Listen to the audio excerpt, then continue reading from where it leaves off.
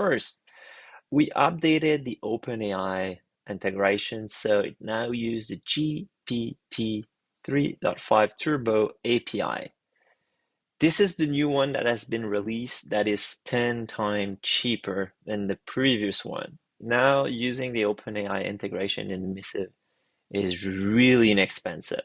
So, in my case, using the previous version that was 10 times more expensive, my last month invoice is 50 cents. I expect with this new version, it will become really inexpensive for most usage.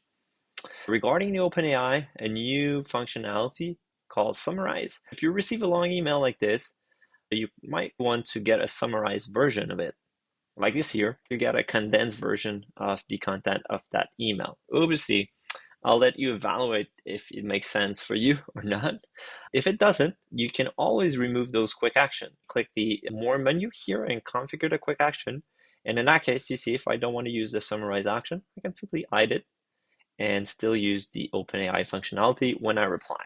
This one is interesting. Now, for all to-do integration we have, so Asana, ClickUp, Todoist, and Trello, we now, whenever you create a new task, include the email content.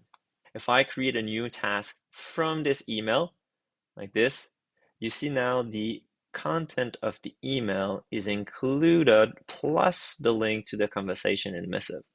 It's probably going to be more useful if you have people not using Missive and only consuming things from, in that case, Todoist. They'll get value from the task and they'll get the context of the email in it. All right, what's next?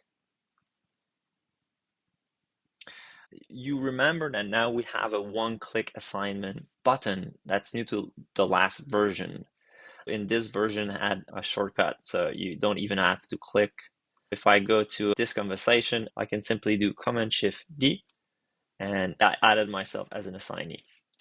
If I do Command-D, I remove all the other assignees, and now it's only assigned to me. Useful shortcuts if you do that actions hundreds of times during the day. All right, what's next?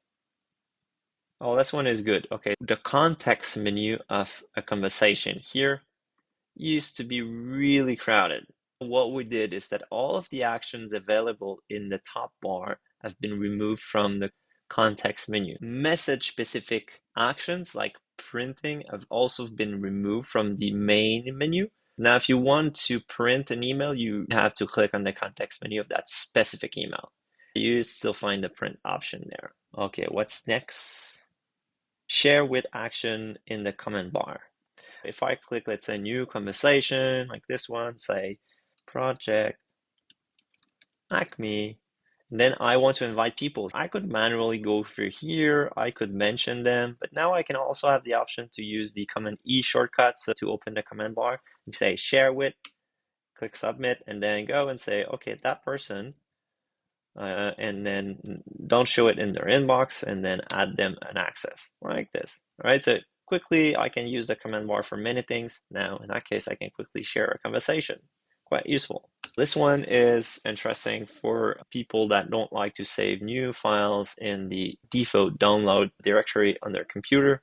If you have the desktop application, you can customize in your preference your load folder. All right, that's mainly it for this version. We have a lot of exciting stuff coming up in the next few weeks, so always stay tuned, update your Missive to the latest version, and I hope you enjoyed those videos.